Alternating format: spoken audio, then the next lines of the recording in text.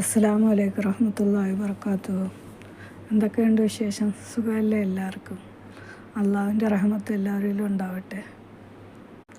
നോയമ്പ് തുടങ്ങിക്കഴിഞ്ഞാൽ പിന്നെ ഞങ്ങളെപ്പോലുള്ള വീട്ടമ്മമാർക്ക് കുറച്ച് സമയം ഫ്രീ ആയി കിട്ടും. അപ്പം വെറുതെ ഉറങ്ങി സമയം കളയാതെ നമുക്കത് ചിലവഴിക്കാം.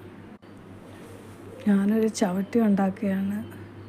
പിന്നെ ഈ ചവിട്ടി ഉണ്ടാക്കുമ്പോഴും മനസ്സിൽ ഒരു ദുആ എപ്പോഴും ഓതിക്കൊണ്ടിരിക്കും. ഈ റംസാൻ്റെ ആദ്യത്തെ 10 നമ്മൾ ഓതേണ്ട ദുആ ആണ് അല്ലാഹുമ്മ റഹ്മനി യാ റഹ്മർ റഹീമീൻ എന്ന ദുആ.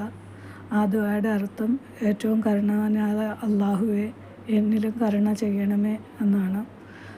അപ്പോൾ അതുപോലുള്ള ദുആകളും നിയ്യത്തുകളും സലാത്തുകളും നമ്മളെപ്പോഴും മനസ്സിൽ ചൊല്ലിക്കൊണ്ട് ഇതുപോലുള്ള ജോലികളും ചെയ്യാം. അപ്പോൾ നമുക്ക് സമയം പോകുന്നത് അറിയത്തില്ല.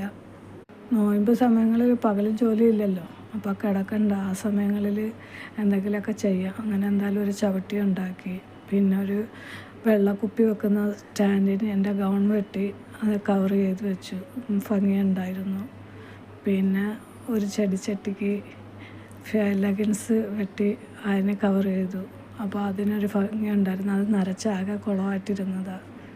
പിന്നെ തുണി വെച്ച് ഒരു സ്റ്റാൻഡ് കണക്ക് ഉണ്ടാക്കി.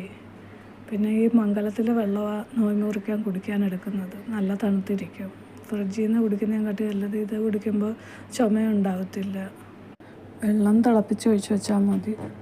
പിന്നെ ഇത് കട്ടിലിൻ്റെ കാലിൽ ഒരു തുണിയിൽ ബാഗ് കണക്ക് ഉണ്ടാക്കിയിട്ട് അപ്പോൾ നമുക്ക് എന്തെങ്കിലുമൊക്കെ സാധനങ്ങളൊക്കെ ഇട്ട് വെക്കാമല്ലോ. പോക്കറ്റ് കണക്ക് ആവുകയും ചെയ്യും. അതിനും കവർ ചെയ്തിട്ട് അങ്ങനെ അതിനകത്തും സാധനങ്ങളൊക്കെ ഇടാൻ പറ്റും.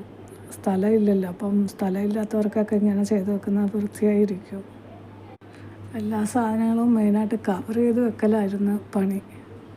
തുണി വെച്ച് എല്ലാത്തിലും കവർ ചെയ്യുക. ഇതും മിഷീൻ്റെ കവറാണ്. ആ കവർ ഞാൻ തയ്ച്ചതാണ്. അതിനകത്ത് ഒരു പോക്കറ്റ് വെച്ച് തയ്ച്ച് ആ പോക്കറ്റിനകത്ത് നമുക്ക് കത്രികയോ ബോക്സോ ഒക്കെ വെക്കാൻ പറ്റും. അങ്ങനെ അതും തയ്ച്ച് അൽഹംദുലില്ലാ. പിന്നെ അസറിൻ്റെ സമയമായിട്ടുണ്ട്. ഇതെല്ലാം നിങ്ങൾക്കായി ഇന്ന് കാണിക്കാമെന്ന് കരുതി. പിന്നെ നമ്മളെ വീട്ടിൽ ഇയാൾ ഗസ്റ്റാണ്. ഇടയ്ക്കിടയ്ക്ക് ഇങ്ങനെ വന്നു നോക്കിക്കൊണ്ടിരിക്കും. അപ്പോൾ കഴിക്കാൻ ഫുഡ് എന്തെങ്കിലും കൊടുക്കുമ്പോൾ കഴിക്കും. ഇയാൾ ഇവിടെ ഉള്ളതല്ല, അപ്പുറത്തെ വീട്ടിലുള്ളതാണ്. ഇവിടെയുള്ള ആളുകൾ തണ്ട ഇവനൊക്കെയാണ് ഇവിടെ ഉള്ളത്. ഒരു സുഖമായിട്ട് കിടന്ന് ഉറങ്ങുന്നത്. പിന്നെ അസറിൻ്റെ സമയമായിട്ടുണ്ട്. ഞാനപ്പോൾ നിസ്കരിക്കാനായിട്ട് പോവുകയാണ്. ഇവർ